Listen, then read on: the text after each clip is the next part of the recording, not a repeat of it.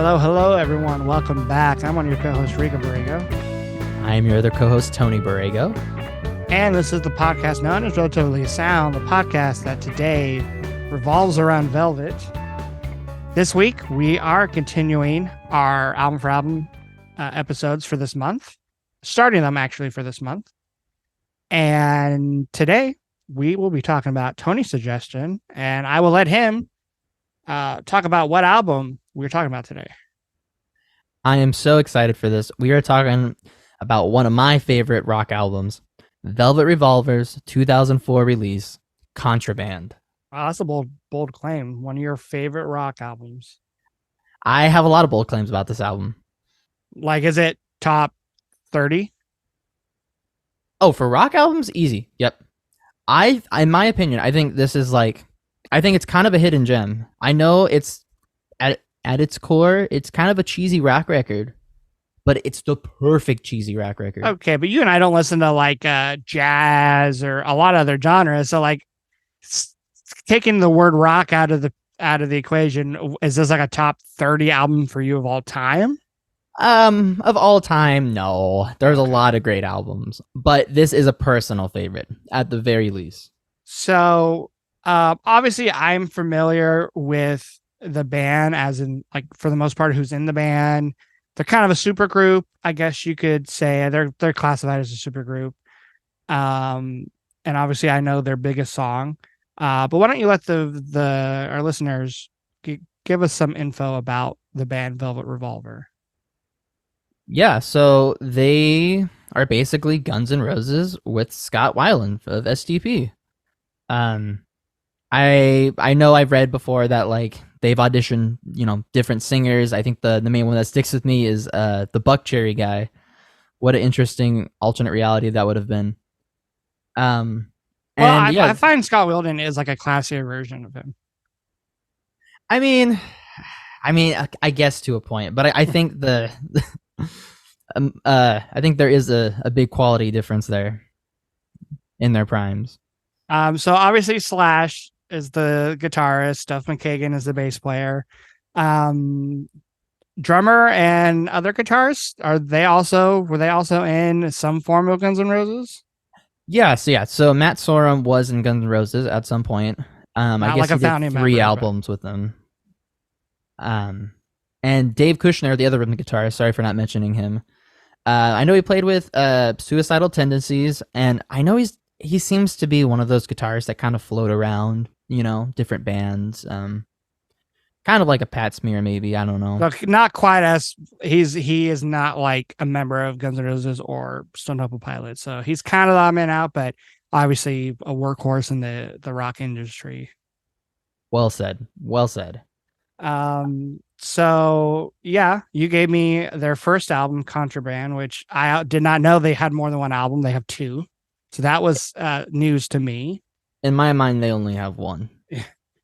And they were only active from 2002 to 2008, because when STP got back together, or not even got back together, but I guess Scott rejoined them. He kind of said bye to Velvet Revolver, and even though I think they tried to find a new lead singer, they just never did.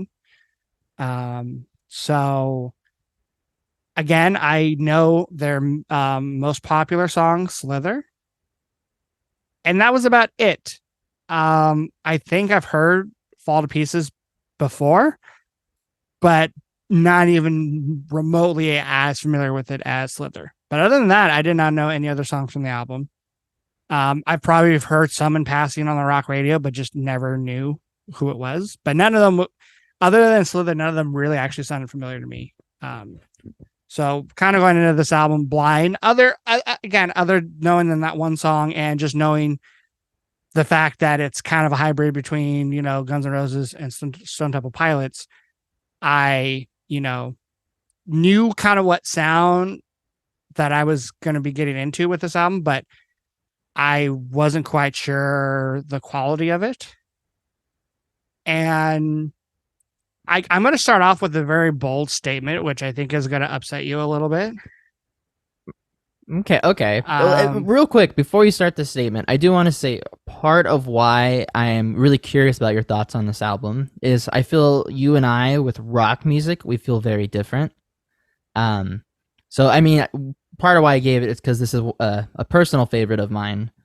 But also because you don't like Guns N' Roses really at all, and you don't know too much STP. But when I gave you Shangri La Di Da, you enjoyed it, and you like Scott's vocals. Um, and I wouldn't say Contraband sounds like Guns N' Roses, but I was just really curious. I'm like, either you might really like it or you might not like it, or you're gonna say that it was just done wrong. And what I wanted to ask you before your bold statement was kind of about Slither. Like, what were your thoughts on that song? Outside of the album. I mean, Slither, going into this album, I knew that if I didn't like any other song, I would at least like and appreciate Slither. And maybe it's just because I've known it since its release, which was, when did this album come out again? 2004. 2004. So I'm assuming the song came out in 2004. I've heard the song for forever, and I know it's been featured in like commercials and like, it's a song I always heard growing up on what's the one station Dad listens to? 99.9 KISW. KISW. Rock. Yeah, Seattle's a rock station. I would always just hear it on the radio and stuff. And I do think it's a good song. I think it's a good rock song. I don't think there's anything extremely impressive about it, especially I didn't really know Scott. I like when I heard that song, the only thing I knew about it was like Slash. I didn't really know much about STP at that point when I was younger, when it first came out. But now knowing enough STP, like their singles and one full album from them, just based off Slither alone, I don't think it's like Scott's best work. And then knowing Slash through multiple things other than Guns N' Roses, knowing I've heard his one solo album.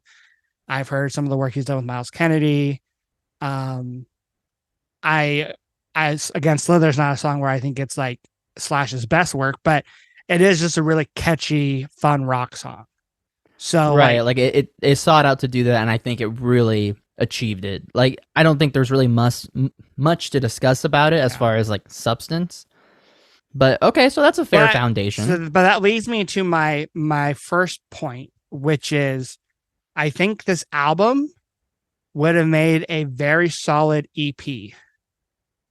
Oof. Oof. Or in my case, a shorter album, which is actually what I've done. I have turned this 13 song rock album, which it ends up being like about an hour. Like some of the songs are a little longer than I feel like they need to be. They don't seem long though, I would say. Like, to there's no like one short song, I don't think. I mean, there's probably a couple. I guess I could pull up the track list. I know there's probably a couple that are like clock in around 3 minutes, but I know there's a couple that are like I think a few might be in 5, maybe, but yeah, like no 6s though. One's almost 6, one's 5.5. They kind of clock in around 3.5 to 4 minute. Like, I don't know, like my main takeaway from this album was there was just some songs that felt like didn't need to be on the album. Felt like they were maybe solid B-sides. I don't think there was like any bad songs. So I'll say that off the bat. And for the most part, I don't think you haven't given me too many albums where I found like where I found there were like a couple really bad songs. Like, I know when we talked about the Sly album last month, like again, like there was no bad songs, but maybe there was fewer that like totally impressed me. And that's kind of how it is with this album. But where the Sly album, even though I did find that genre to kind of lose a spark for me midway through the album, that's kind of how I feel like with this album. But I don't feel like the band members meld as well as obviously Sly and the Family Stones. So like I feel like with this album, you either have a great EP of like maybe 5 songs, or you cut down like 4 songs and you have a solid 9 song album, maybe 10. But my final version of this album, where I would enjoy listening to it, would be 9 songs, which It's a shorter album for sure. But again, if you were to make it like only 5 songs, I think it'd be a really solid EP. All right, so I will say this: when you reordered Odyssey and Oracle of the Zombies, you only cut off one song, which I could understand why. Like that made sense. And honestly, your track listing was probably how it should have been done. I like yours made perfect sense. I don't think you could have improved upon it. Now, when you're saying that you cut off 5 songs, or you say 4 or 5? Well, I have 9, Okay, so you cut off 4. 4 songs. Yes. I'm not sure. Can I guess? Yeah, Which ones you cut off? Guess. You can guess. I'm gonna say you cut off Spectacle. Nope. No. No, I left that on the album. But I will say, Spectacle. Like, if I was to make this the 5-song EP, Spectacle would not make it. I was trying to be nice, and I was trying to not make it the EP because I felt like that was doing a little bit of too much of a disservice. But if I was to make it more like a full length album, I would include Spectacle. Okay. Well, okay, this is not going good. Okay, now I have. I'm no assuming that's your confidence least favorite. Well, okay. To me, okay, I guess we'll just jump in. For me, Spectacle is fine, but it doesn't add anything that the other songs didn't already do, except for the epic ad-libs where he's like, motherfucker, yeah. That part's awesome. But the rest of it is... The 4 songs I cut, that's exactly how I felt about those 4 songs, which was that they were doing the exact same things that other songs were already doing. And that's what I feel about this album in general, is I felt like I had 2 different type of songs. Well, 3. I'll say this. It had the songs that sounded like Guns N' Roses. It had the songs that sounded like Stone Temple Pilots. And then it had the ballads, which I would say there's 3 ballads. Okay. You know what's interesting is I had not even once considered any of the songs to sound like STP. I think Do It For The Never Kids. have crossed my mind. I think Do It For The Kids and A Legal Song, I think those sound like, and Headspace, I think those sound like STP. Just from the little STP that I've heard, which is the singles and an album's worth. Okay. I will say Do It For The Kids. I could see that right off the bat, just hearing that first riff where it's like, it's heavy, but it's not metal at all. Yeah, the songs that had more of like a minor chord progression, to me, sounded more like STP. The songs that were a little bit more dirty sounding, grimy, gritty, I consider them those the STP songs. And then the songs that were more straightforward rock songs, like the opener, maybe like Big Machine, definitely Spectacle, Dirty Little Thing. Those I consider more the Guns N' Roses songs, where they were more major key, upbeat, at least musically. But then Scott would add things to it that would make it not sound like Guns N' Roses. But if Axl Rose was singing on the songs, then I could, for sure. But it would sound to me like Guns N' Roses.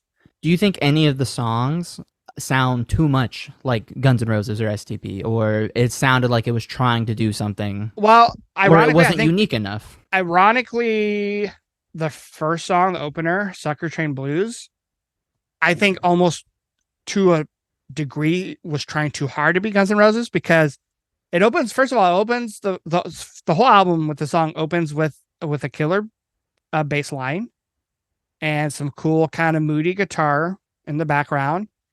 But then, like, before the intro's even done, they bring in sirens, and I'm like, okay, this is just trying to sound like Welcome to the Jungle.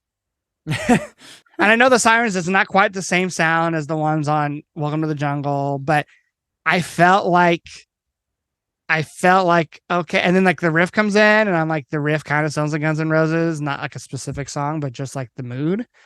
But then when Scott comes in, then it doesn't sound as much as Guns N' Roses, which I appreciated. Now to answer the second part of your question. Wait, I have to stop you. I have to stop you. Okay. I'm sorry. This is too good to share. I will say I agree that song, Sucker Train Blues, is the most Guns N' Roses like. So much that they did this one show, like it was at like it was, I don't know, it was like a big outdoor show, and they killed it. The first like Velvet Revolver tour was fantastic. Scott sounded great. They started off the set with Sucker Train Blues, but Duff McKagan literally started playing the Guns N' Roses song "It's So Easy" which is a very similar bass line, just off by one Oh, note. you know what? I might have seen this clip last night because I was looking up some live performances, and there's a performance where people in the comments thought they didn't mention anything about that Guns N' Roses song, but they thought he was playing it on the wrong key, like for the first, like until the guitars came in, and then you could definitely hear him switching to a different key. Yeah, right. Like he corrected his So, mistake once he so heard maybe it. that's what people thought. Like maybe he was intentionally playing that Guns N' Roses song, and Nah, but I think he just done goofed. yeah, that's what I think too. Plus, people were saying too that he was like not playing in time, like he was a little what's the word? A little behind. A little behind the beat. Yeah. Yeah, because you can tell as soon as he like changes a note that he changes the groove. Like he's like, oh shit, Yeah. and he like clicks in. Yeah. But anywho's, I'm sorry to disrupt you there. What is the second half of your answer? Well, I guess like this to answer the other part of that same question. None of the songs that remind me of Stone Temple Pilots to me were too much like Stone Temple Pilots, and that's only because I don't know. I probably know enough of both bands. Like I probably know the same amount of songs from both bands because like I don't really know. I don't really know full Guns N' Roses albums. Like I don't know the deep cuts really. So, but for some reason, the ones that sound like Stone Temple Pilots didn't bother me so much because there's only one person from Stone Temple Pilots in this band, where there's like three people from Guns N' Roses in this band. So when they're doing the songs that sound like Guns N' Roses, I feel like it's almost too easy. Mm. But when they're doing the STP sound, I'm like, oh, that's cool because like they're making Slash play a different style of rock because like STP, whether you want to call it grunge or post grunge, is definitely different than Guns N' Roses. So That's a good point. but to answer your other question, were some songs too generic? Absolutely. Even the songs, even some of the ones I like I generally like the opener, Sucker Train Blues. It's the one that I would even put on the 5-song EP. For the But chorus alone. yeah, the chorus is great, but I don't like the pre-chorus. To me just sounded generic as hell. Like the almost every pre-chorus on this album, because there's a lot. I'm surprised at how many pre-chorus. I guess just that's a Guns N' Roses thing maybe to do, but all the pre-choruses sound very generic. It was either the choruses that stood out, or maybe in some cases the verses, but like none of the pre-choruses really did much for me. And Sucker Train Blues is an example of that. But there were some songs that I just felt like the 4 songs I left off were the songs that I think they were just nothing memorable at all. And those You want to rip off the Band-Aid? Those 4 were, surprisingly enough, Do It For The Kids. I did not include. Did not include Big Machine. It did not include Set Me Free. Oh my god, you are killing me, dude. And did not include Dirty Little Thing. You have just upset some people. And the one that I think is like the most forgettable is Dirty Little Thing. Like I only have a sentence, and usually when I do notes on these albums, I have like a paragraph for each song. Dirty Little Thing, I literally just wrote a forgettable rock song. It's like Slither Part 2, which definitely wasn't needed, especially because it follows Slither on the track listing. So unfortunately boring. Although I accidentally wrote so boring, unfortunately, but that doesn't make sense. Yeah, like that song, I can't even hum it to you right now. At least I could like hum to you, Do It For The Kids and Big Machine, but yeah, Dirty Little Thing just was like a nothing song to me. And then Set Me Free, even though I think it was stronger than Dirty Little Thing, also didn't do much for me. I think that song had better dynamics with the bass and the kind of faster, lower range vocals in the verse. And I did like the chorus because it was more melodic, which is how the choruses to most of these songs kind of are. But the formula of this song and a lot of the songs on the album was just becoming too much to me at this point. And I actually don't think this album's like front loaded. I think it's like you get a good song and then you get a couple that I think are just kind of like forgettable. And then you get like a memorable one and then a couple forgettable, which is why I think this makes either a really strong EP or take off those 4 songs and you have a better version of this album. I'm a little bit speechless right now. So I will say just real quick. So to my understanding, I think "Dirty Little Thing" is like a fan favorite. And like that song has a lot of interesting things going for it. I would say honestly, like it switches a lot from like common time to halftime. When it goes to the pre-chorus, it slows down, it gets real dirty for a second, and then it goes a lot back. of these songs do that. Literally, Slither does that, and again, but Slither comes right before. Okay, hear me out though. Slither is much weaker than "Set Me Free" or "Dirty Little Thing." Slither is a lot more sterile, and the dynamics are much more predictable. I think you're only saying that because that was the big single, the only one besides Fall to Pieces that people actually remember from this album or band. Slither is literally like 3 chords and like the same riff the whole time almost. But it's so catchy. Little variation. It's catchy though. It is catchy. It's okay, Set Me Free is just as catchy. No, because I wrote in my notes that the riff in Set Me Free was just a worse version of Superhuman, which is the song right before it. I don't know if we can get through this podcast, Rico. Like, I don't know, nothing. And then, like, when I read that Set Me Free was the first song the band wrote, and they wrote it for the Hulk soundtrack, I think the one that starred Ed Norton, the really bad one, I'm like, that makes sense because this is a forgettable superhero film song. Okay. Hero is a better song than Set Me Free. Whenever I do read that it was in the Hulk, I do cringe a little bit. I'm like, oh god, it is one of those songs. Because they decided it was so, in their eyes, it was so good, they're going to also include it on the album. And they didn't need to. They already had 13 songs. Or they already had 12 other songs. That's enough for an album. They don't need to throw on the Hulk soundtrack song. Okay, hear me out. Get this though. Set Me Free has something that is different than the rest of the album. So Scott, who I think really excels on this album, being the vocal chameleon he is and wanting to be like an actual rock star, not just a grunge singer, I think he does the coolest thing, and he sings super low, kind of like Axl would do, and it sounds badass. It sounds natural. I did say that. I did write in my notes that was one of the things I enjoyed from the song, but it wasn't enough to save the whole song for me. So, yeah, those were the 4 I left off. And like some of them, like for example, Do It For The Kids, I found parts of it interesting enough that I almost included it. I almost did. And if I wanted to make this a solid 10 song and even 10 song album, I would include Do It For The Kids. I think Do It For The Kids stands out. I don't know what you just said. You don't want to say that again. But you think it stands out? Is that what you said? Yeah, I think it does stand out because it's a song that has it is a little obnoxious, the ran too fast, I'm out of luck, and that whole line. No, that part, the reason the song doesn't work for me as well as it probably should is because it feels a little too all over the place, which for this album I should love because, like I said, my issue with this album is it is, to me, kind of formulaic. But this song is almost, there's nothing to hold it together. There's no like glue.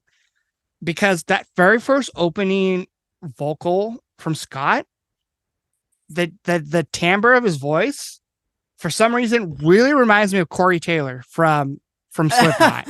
Like that whole, if he just sang it with a little bit more like guttural vocal style, and he made the melody at the very last word go up, it would sound like a Slipknot song. And I don't really know much Slipknot, but I know enough to where like I know if someone's like, and I don't think he was intentionally trying to do a Slipknot, but it does not sound like Stone Temple Pilots to me, and for sure does not sound like Guns N' Roses to me. It was reminding me of Slipknot, which was weird. I was not expecting that. Scott's the man. But then the rest of the music, when the music comes in, it to me sounded like a grungier, like their take. Slash's like take on a STP song, which works until he starts like, I feel like, doing the soloing. Like, wait, at the end? Yeah. That solo is good. That's one of my favorite solos of the album. I don't know. It doesn't. And I like, again, I couldn't even tell you the guitarist's name in STP because I just unfortunately know little about, don't know enough about the band. Plus my memory with names is just terrible. But, like I don't know, I felt like his guitar work, even though it's technically good, just it didn't feel like it didn't fit the song. And I didn't feel like the song was catchy enough. Like What? I think I liked the bridge the most in the song because it was the most melodic part. But and then That's fair. and then the lyrics too was another reason why I felt like the song was like very not well melded together because like a lot of these songs, the lyrics kind of don't make sense, but like this song, like the title made it seem like, oh, I know what the song's going to be about because there's like, the Who song called "The Kids Are All Right," and there's that stupid Offspring song called, I think "The Kids Are All Right" too. I think it's the same song title. That's new to me. Um, oh, that's like one of their most popular songs. Is it really? The da na na Oh, that song, yeah. oh, I didn't realize it was called that. The one where in the verses like fast, it's like and then in the chorus it's like longer notes. So I thought lyrically like, oh, okay, this is gonna be about like kind of like growing up and like kind of like one of those coming of age songs, but like where it's kind of sad, which is like the Offspring song. Oh, are you wrong? But like, I just didn't. I will say this: I think this album is like because I kind of did some research because I was trying to make sense of some of these lyrics, and I'm gonna go on a whim and say this was like a divorce album kind of from him because I know I think he had 3 marriages. And I think Sounds one about of his right. marriages ended around this time or a little before. And lyrically, a lot of these songs I feel like are like, obviously like Fall to Pieces. I feel like these songs are about one or two things. Either they're about his drug problems or like a divorce. Because there's some songs where I feel like he's specifically talking to a person, not like talking about drugs. Like what's the song? Is There's that a like couple. There's a a- couple where the lyrics are like very bitter. I think it's a Legal One song. That He's one, but like, then keep there's the one near money, keep the stuff. there's another one too. Um, maybe I will. Oh, like Headspace. Like the song starts off where it doesn't really feel like it's going to be like a breakup divorce song, but then like in the second verse, the lyrics I feel like are very bitter. So yeah, there's definitely a couple songs where I'm like, wow, these like lyrics are kind of. Well, first of all, he swears more on this album than like I almost felt like he did it too much. Like I feel like every other song he was saying motherfucker. And Which like is you said, kind of awesome here, a lot of though. the ad lib too. He was like, dropping F bombs and stuff, which I usually have no issue with, unless it's done too much. And when I like I guess I should have started off this episode with this disclaimer, which is, out of all the albums you've given me, this is the one I heard the least amount of times, just because you and I kind of were a little bit. We didn't pick our albums soon enough to give each other, and we didn't want to fall behind on the episodes. So I just had technically less time to spend with this album than others. So I had less time to digest it. So maybe if I had given this album another week's worth of listening, I would have slightly different opinions. But But sometimes it's good to hear initial thoughts, you know? yeah, Do It For The Kids, like it just like nothing about the song really made sense to me. And then there was no catchy element to like save the song for me. That song is so catchy. I don't even understand. No, Okay, okay, the chorus of Sucker Train Blues is extremely catchy. Slither is extremely catchy. Even like the ballad like Fall to Pieces, extremely catchy. And even like Big Machine, even though the reason I also I didn't include the song is to me it was too repetitive, but to a degree catchy. But like Do It For The Kids was just not catchy to me. And again, I definitely like songs that aren't catchy, but this is not one of those see, songs. this whole album is so catchy. And real quick, just to cover something, I do agree with you about the lyrics. By the way, it does seem to mostly be either here's a divorce or here's a drug addiction, and then there's And also the other category of the songs that literally make no sense, like Sucker Train Blues. yeah, and like again, I don't. That wasn't as big of an issue for me on the other songs. Do It For The Kids was the most confusing lyrically for me. Probably, But I think there is good lines in that one, though. I'm not saying there's not good lines, but I do think like so the STP album that you've given me for this podcast, Strangely La Di Da, like that album, I just found the lyrics to be way more cohesive and better than this album. For sure, for sure. There's no denying Um, that. so those were the songs I didn't include, which sounds like, you know, I mean, just out of curiosity, like, what is, if you had to take a song or two off this album, what would be yours? Because it sounds like the ones I named were not the ones that you would have taken off. Yeah, I think for me, I probably would take off Spectacle for what I already had mentioned, and then I would probably take off. I don't. I mean, I will say this, and I don't mean this in a bad way. Some of the songs are kind of interchangeable, honestly, because they are a similar format. So for me, it would probably be Spectacle, and then maybe Headspace. Yeah, Headspace, even though it did have that like 2000s radio rock sound, like a lot of these songs do, I found the verses to be very interesting because it sounds a lot different than the chorus and that intro. I love the vocal melody of the verses, and I especially love the tone of his voice, because more so on this album than the STP album that we've talked about on this podcast before, this album, his voice can either sound good, great, or annoying. And a song where I think it sounds very annoying, but for some reason liked it enough to include it on my, shorter version of the album, is Illegal Song, which, by the way, is it Illegal One Song or is it Illegal I Song? Because Spotify makes it seem like it's called Illegal I Song, but I think it's Illegal One Song. I see what you're saying, actually. That's a good point. I assumed it was Illegal One. And that's another song where like the name of the song, I can't find the correlation to do with the lyrics. But it must be an inside joke. The Illegal Song, it for sure is a song where his voice are the most like whiny and the most annoying. But I found the chorus to be catchier. I found the sound to be a little bit more like STP, which is good. And even though I found the bridge and the solo to be kind of boring, I don't know. There's something about the song that was just, I like the mood better. But like it is pretty vibey. It's like one of the heaviest, but also one of the vibiest. Yeah, but like Headspace, I really like the sound of his vocals, like especially in the verses.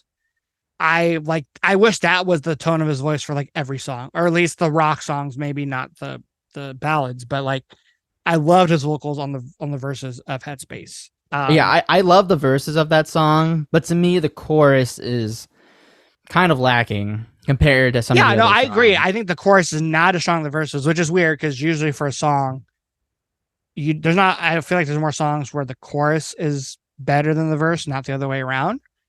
But Headspace, I love the melody, the vocal melody of the verses. Well, that makes me happy that you like that part a lot. And I really like the post chorus, which it is not a bridge because it happens twice. And them having a post chorus instead of a bridge was refreshing, because I feel like on this album, the reason why I think the songs feel long is because there's like verse, chorus, sometimes intro, verse, chorus, bridge, solo, chorus, and then possibly another outro / solo. But for Headspace, there was a post chorus that happened twice, and I actually really liked the sound of the post chorus. It was kind of fun, and I liked the progression a lot, what the guitars were playing, and I found that solo just to be a lot better than some of the other solos on the album. Did you like the T-shirt line in the post chorus? Yeah, I think that's the part that I found fun about it. Yeah, and kind of like a disturbing way, like kind of a sad, morbid way. But yeah, and see, that's the thing for me. Even like the songs where I'm like, yeah, I guess I would can it if I had to. Like, there's still good things about them that I like, and if there's a part of the song that I don't love, because the songs change so much throughout, like change sections, it's okay. Like, I'm not saying that's an excuse for That's not an excuse to have a weak section, Yeah, but but that's why I like a song like Slither where it doesn't have as many sections because it's just more straightforward. Like these sections aren't impressive enough for me to justify their runtime. And there's some of them aren't even that long, but like I don't know. Sometimes there was too many sections. There was like you don't need a bridge, or this bridge is a little pointless, or the solo is a little long. Like I don't know for some of the songs. Um, so and okay. there was a lot of songs I did really like. I know I kind of started off this episode with like telling you what I didn't like, but like if I was to include, if I was to do like a 5-song EP, I would take Sucker Train Blues because I think the chorus is so catchy. Um, it's like the most probably fun musically on the album. It's kind of a different, at least for what I've heard of STPs, different from him with the fast verse chorus, fast verse vocals. Like he's singing the words really fast, which is kind of fun until he does the dreaded thing that I hate when any band does, not just STP, but U2, REM, is the megaphone. Don't like the megaphone. I know it's his bit, but I think I've talked to you before about it. I've never loved it, which is why when I saw that live performance, I was like, oh, I'm shocked he doesn't have it out for this song. But I don't like the vocal effect when he does. I'm calling it a megaphone because I know in concert he actually has a real megaphone, but maybe in the studio it's just a vocal effect added on after and post. But never been a fan of it. But the chorus of Sucker Train Blues is fantastic, and it's just a fun song. So like that, I would include on my 5-song EP. Would you open with it? Yes, I would open with it. I would include, so the EP I didn't really order in a way, but like if I was just to pick like my 5 favorites, it would be Sucker Train Blues, it would be Headspace, it would be Superhuman, it would be You Got No Right, and it would be Slither. I'm sorry, I'm jumping the gun a little bit here. I will say when you list it like that, I think Headspace does offer a nice flavor when you have less songs. It's the best out of the grungier, I think, heavier songs. But if I had to make this more of a full length album, here's what my track list looks like, and I've ordered it specifically, so it's a different sequence. Only 9 songs. If I was to include a 10th, it would be Do It for the Kids. I don't know where I'd put it. Probably just 2. But my 9-song album would be Sucker Train Blues, Illegal Song, Headspace, Fall to Pieces, Superhuman, You Got No Right, Spectacle, Lovin' the Alien, Slither. Okay. Now I will say ordering it was very hard because one of the things I think the album does right is the track list order. Because like I said, it's not front loaded because I do think there's issues with songs throughout the whole album for me. But like, for example, Slither, I absolutely love the placement of it. It's weird to have a single so far down on the track list, especially like your first single and your biggest single. But I love it after You Got No Right so much. But on my album, Loving the Alien to me, I really like the song. I like it a lot. It's probably the softest song on the album when it comes to like the ballads, the slower songs. Definitely. But it just feels so jarring. Like when I heard the album, I was like, there's got to be one more song, right? Because I'm like, they're not going to end it on a ballad, right? Not this band, but it is.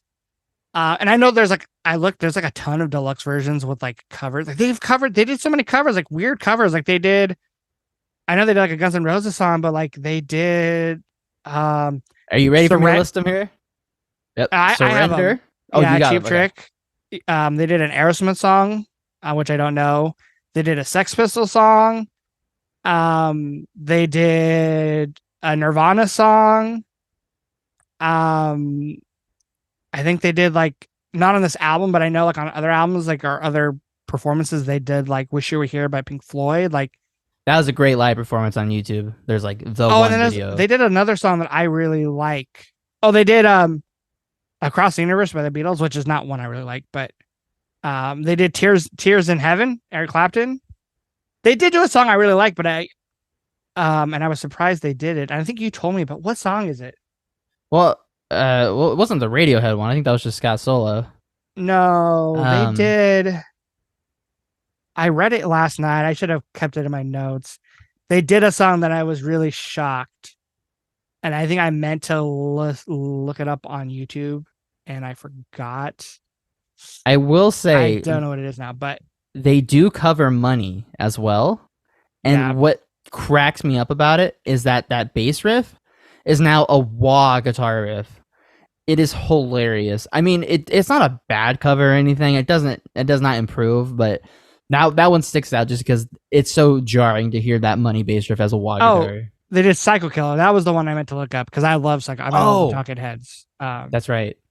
But anyway, going back to Loving the Alien, when that song started, I'm like, I like the sound of this, but I'm like, first of all, I'm not a huge fan of like a ballad, slower song in the album. But if it is a slower song, I like it to be a little bit more like not like a feel good ballad. I want it to be like a Pearl Jam All or None, where it's like a very dark song to end the album. Um, but I don't like I don't want to like a Future Days in the album, if we're sticking with the Pearl Jam references. But I like Love the Alien as a song a lot. I think his vocals sound great during the chorus. It's very like moving. And I like the kind of backward guitar effect that happens throughout the song. The chorus itself is very powerful, like in a sad way. Almost a kind Um, of a twangy vocal delivery on it too. yeah. But it works somehow. Um, the bridge, dare I say, his vocals were almost pretty because he almost goes into like a falsetto. Maybe it is his falsetto. I don't know, but and then like there's a couple times on this album, Fall to Pieces in this song, where I feel like Slash is doing like a November Rain solo, which I think is just a little boring, but um it was good. I think Love and Alien was one of the better like moving Tender guitar moments. solos, yeah, from Oh, Slash. so But I like Love and Alien too because lyrically it felt like it could be a song about learning to love yourself. Or it could be one of his songs that he wrote when he was high, and Love and the Alien could be like a reference to like the things that he saw when he was high. But I like to think of it as a song Loving where the it's Alien is actually also a David Bowie song. Not a cover, but David Bowie oh, has a he song has called one "Loving the called Alien," Love. Oh, I did not know which that. is one of Scott's biggest Oh, influence. my research has Biggest. has failed me. I know. Normally, you're on top of that stuff. So, Well, I mean, the Wikipedia page. I don't. I mean, I'm curious. I mean, I'm sure you learned that a while ago, and you probably don't remember where you saw that because we both know very little David Bowie songs, like even song titles. So I would have never known that was a. But yeah, I didn't mention it on the well, Wikipedia can I page. be honest here? Yeah. I'm pretty sure the way I remembered it is exactly, or the way I learned it is exactly how I remembered it. I went to Google the lyrics, and Oh, then David Bowie showed up first. popped up, yeah. Well, it makes sense if you said that he's a big influence, but still, like the song, unless him saying that loving the alien, like unless he's talking about him loving the David Bowie song called "Loving the Alien," I still feel like the message of the song is either about loving yourself, learning to love yourself, or it's about being high. I, I mean, you think? Mm, I think it's more about learning to love yourself, or something Yeah, along the lines of that. which I think is like a cool message and not one I would expect Scott to sing about. Not especially not on this album where most of the lyrics are kind of like about like a divorce or straight up like, drug problems. So I really like Um, Love the Alien, but again, it just did not feel like Velvet Revolver. And I think ending the album with it was not the best move. So on my album, I made the second last song where you think it's kind of the wrap up of the album. And then you get hit with Slither, which is just like maybe the most like catchy song on the album. And I feel like that would also be a good way to end. So when I thought of making my track list for the album, it was almost more like if the band was to play a live set oh, okay. where they start off with like 3 rock songs, Sucker Train Blues, Illegal Song, Headspace. And then they slow it down for a minute for Fall to Pieces. Then you get Superhuman, which Superhuman I actually really like a lot. I think the riff is the most interesting riff on the whole album. Like it still sounds like Slash, but it sounds more like Slash's solo work than Guns N' Roses, which is probably why I preferred it over other riffs on the album, like Sucker Train Blues. And even though I didn't love like the opening vocal effect, like the bass is nice and catchy on the album. Um, I feel like the song lyrically is more straightforward. Like I do feel like he's talking about how being on drugs makes him feel like a superhuman. Um, That pre-chorus is so weird sounding, which I love. I really like the vocal flip in the second verse, where every now and then there's a word where he goes like kind of in a vocal flip, like a falsetto. Yeah, Um, yeah, I know what you're talking about. and I like the breakdown with like the heavy bass and the kind of glitchy guitar after the bridge. And even the little wah effect on like the outro sounded cool. So like I think Superhuman's like a good rock song and perfect for like the middle of the album. And then I would go into You Got No Right, which is maybe my favorite song on the album. I knew it. I knew it. I Yeah, was waiting for it. it's just I think it is exactly like my favorite slower moments on Shrink. I always butcher the album title. Shangri-La Di Da. Yeah, so it sounds to me like um oh god, why am I blanking on the song titles on that album? Um, Yeah, you bought it on vinyl. Come on. I know I've only listened to it once on vinyl though. Hold on, let me pull up the track list really quick. Um, I will say, I think this song definitely presents itself like it feels the least gimmicky on the album. yeah, like it's like if we're talking about the three slower ballads on the album, it's the most dynamic one. It's the least corny sounding one. Um, I think it's like I really, really like the electric keyboard in it. I love the chords. The chords, I think, like is what makes it an interesting sounding song to me. Um, I like the lyrics. I like the vocal melody, the backing vocals in the chorus when he sings the line, "You really don't believe me." Mm-hmm. I think it builds the best out of all the songs on the album. And like, yeah, there's like nothing there's nothing I don't like about the song, honestly. I think Um, that's a fair assessment, but I do have to say a personal pet peeve of mine is any song that says the word treason in it. Big me, I'm looking at you. why? Why do you not like that word? I it just rubs me the wrong way. What's Treason's worse? only What's new. worse, that or amateur? No, no, I have come to terms with that phrase. And Tessa actually sent me like an origin of it the other day. Oh yeah.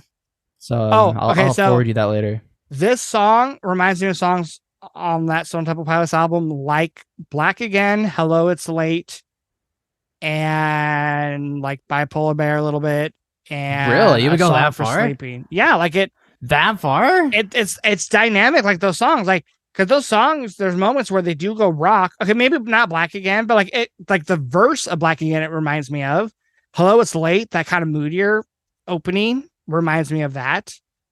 The vocals that remind me a little bit of Bipolar Bear, like, and those are my favorite songs on that album, and that's why this song, You've Got No Right, is probably my favorite on this album. Um, and I only included Spectacle because, yeah, it's maybe more boring compared to some of the other rock songs, but I do like the way it kind of revs up with like the bass. Um, I do think that like the is it this song? Yeah, like there's parts where like the guitar gets doubled up, like the lead, which I really like.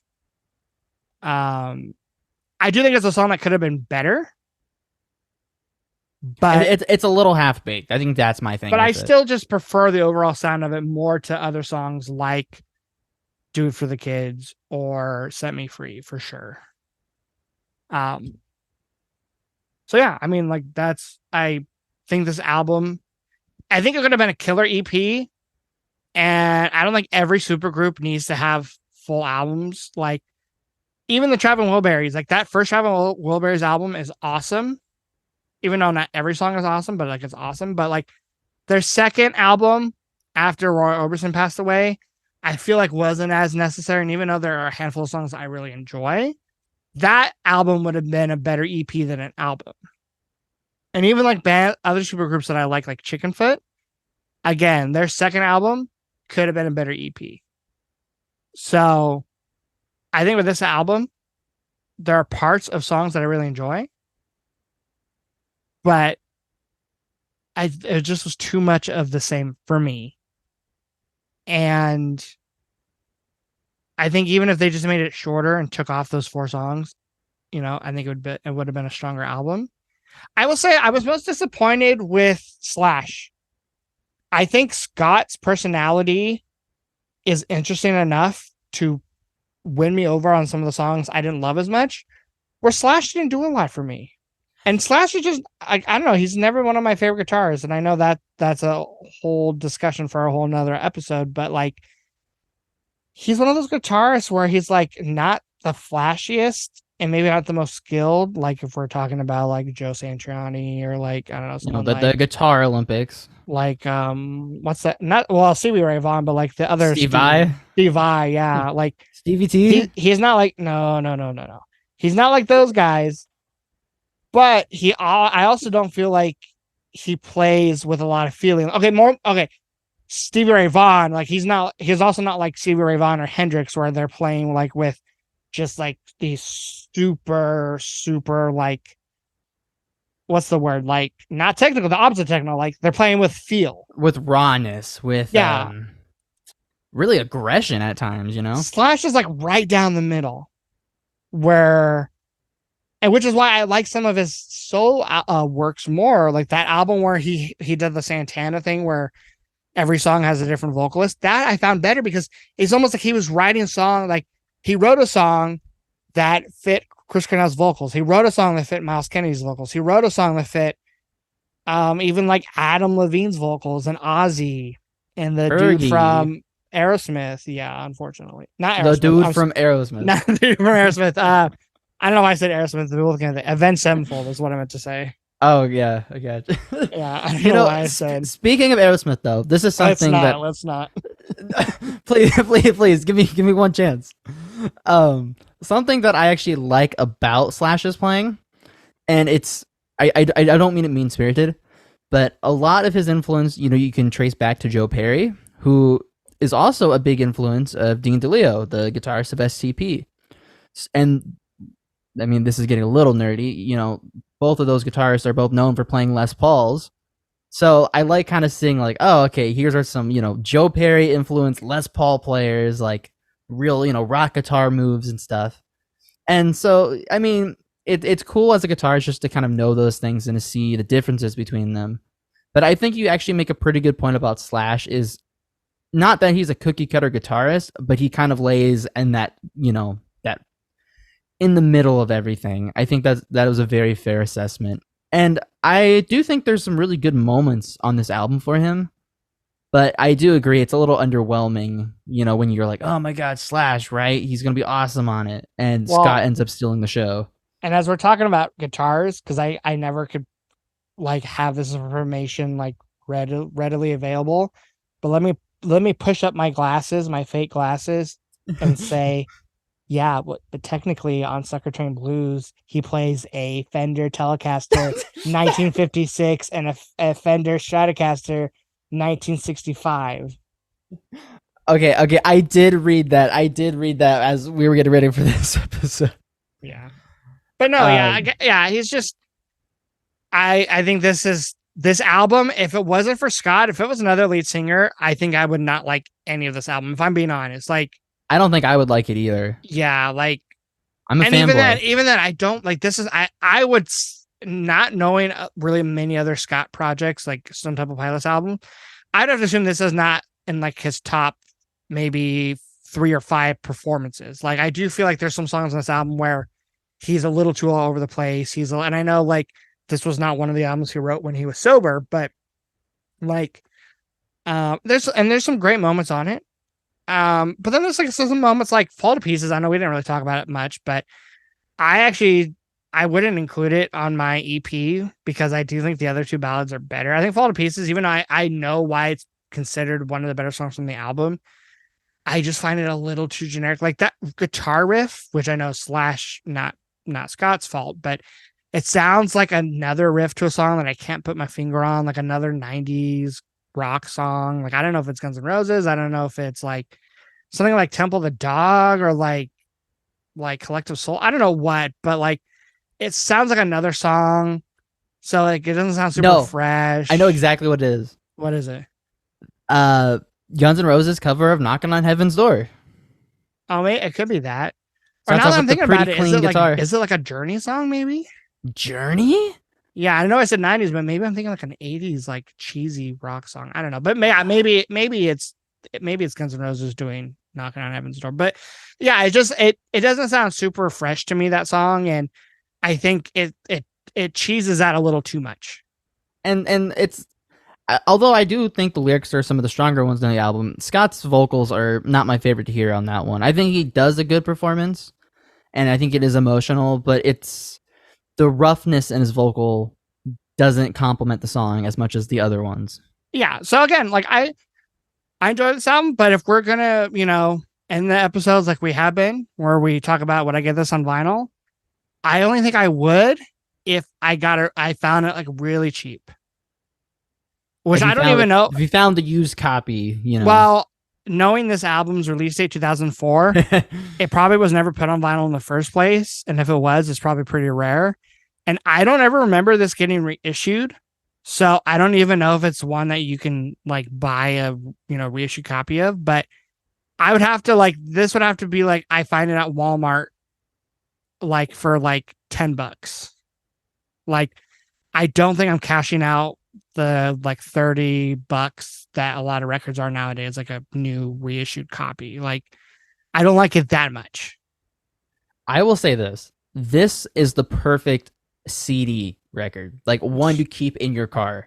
This is a CD car record. That is awesome. Yeah, it's like it's good to put on. Like if you're like if okay, we were like you and me were hanging out with our dad and we're just like putting on like rock music in the background. Like I know nowadays his choice would be like that Mammoth. Mammoth, yeah, Van Halen's Shout Eddie out Van to Halen's Wolfgang. son. Yeah. Um and I feel like this is an album too that you could put on, like the three of us hanging out, because it's just like solid rock music. And even the slow moments aren't that slow. Like they're still kind of rocking, they're still solos. But it's not one that I'm sitting down to and dissecting. I can see why you like it, and I feel like it's one of those albums that's probably maybe a sentimental attachment for you 100%. because you were getting into STP and you were trying to appreciate artists, bands like Guns N' Roses. So I could totally see why when you first heard this album, it connected with you.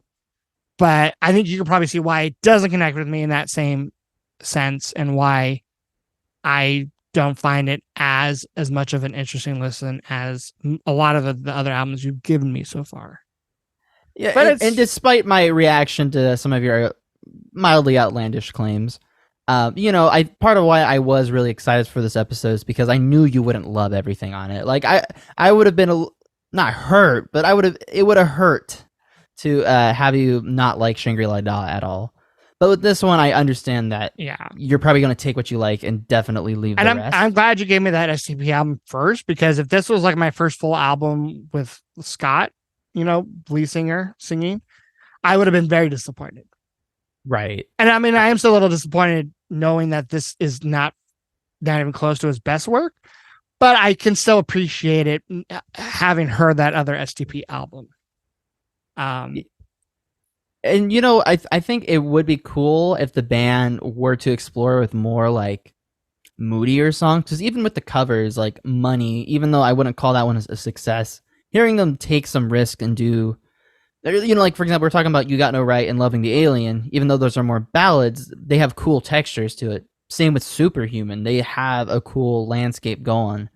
So it would have been cool to see them explore more of the songwriting aspects. I mean, of course, which the songwriting, you said you didn't like their rock, second album, so apparently they didn't do that. Yeah, I was telling Rico about this. I could not even make it all the way through the album. I was so bored. Which Um, I obviously I didn't even have time to even preview that second album, but I will say I read about it and they pulled a YouTube where the band, like especially Scott, was like, the second album I want a concept album, which is what U2 wanted to do after their album How to Dismantle an Atomic Bomb. And they both were like, well, let's do a concept album. And then for some reason they both were like, let's go to Rick Rubin to have him oh my produce it. God. And they both went in with songs and started recording with Rick Rubin. And then they both were like, nah, this isn't cutting it for us. And they both went back to their regular producer, which for, Scott was Brendan O'Brien. And for U2, it was Brian Eno. So I just feel a little bad for Rick that like he's had these artists go to him and then they're like, yeah, we have these great ideas. And then like they record, like for U2, they recorded a whole album with Rick and only one song has ever seen the light of day, which was on their like Wow. greatest hits album. And then I don't even think Velvet Revolver made it through the whole album with Rick. They were just like, yeah, these songs, he wasn't really a good fit for them. So I'll they say went, this. they went to Brendan O'Brien. I promise this won't be a tangent, but I feel like with Rick, he's the guy to go to if you just want to get it done and get it done good. But like, I feel like artistically, I feel like it's more the bands that you see what I'm saying? Do you see what I'm saying? Or Yeah, I but it guess is you know a weird little because more like about producers. it is weird because just like Rick Rubin has some albums under his belt and artists that I'm shocked. Like he can go from someone like Tom Petty and Johnny Cash to Red Hot Chili Peppers, and then to like System of a Down, and then to like hip Right. hop. Yeah, So yeah. um I'm always shocked by how versatile he is as a producer. Um but that's another Um, story. I'm sure we'll have a whole podcast episode on producers one day. so one last thing, and this is a little detail, and I'm not sure if you feel the same way. I try to express this to to Mom and to Ellen and stuff. But I think that in Slither, in particular, like before that last chorus, Scott kind of goes into overdrive, right? When he just Oh yeah, sings like the sample and in lyrics. my notes I wrote that that is like probably my favorite part of the song. That is the highlight of Slither. Yeah. And now that I've given you one of their albums before, do you think he sounds a little bit like Jim Morrison there? Yeah, kind of. I can kind of see like It's the it real sound chesty yell, yeah, it kind of sounds a little manly. bit like um what is the first song on that album? Roadhouse Blues. Roadhouse Blues, yeah. I And can by the see way, that. have you ever seen the performances of Scott playing with the Doors covering? Yes, you sent me that and I did watch that and I did think it sounded really well on that song. Yeah. But yeah, I mean, it's a pretty Contraband is a pretty straightforward album. There was kind of a lot of it to go through, and Yeah, I always love hearing your track list. yeah. And if you're someone who just likes straight kind of, straightforward rock, maybe even classic rock, I do think you would like this album. But if you like a little bit more, like what's the word I'm looking for? Like a little bit more nuance, this probably is not the album for you. But even me, who's someone who prefers sometimes more nuance, like I did find a lot of enjoyable stuff on this album. So yeah, I think that'll do it for this album. Thank you for the recommendation. For the Um, episode. and we didn't announce these albums last week in our episode because we hadn't fully decided yet on what albums we were giving each other. So next week we're going to be talking about my suggestion for this month for Tony, and that's going to be Alter Bridge's third studio album, simply titled AB3. So it's going to be very interesting. Tony, I don't think you've What ever does heard AB stand for?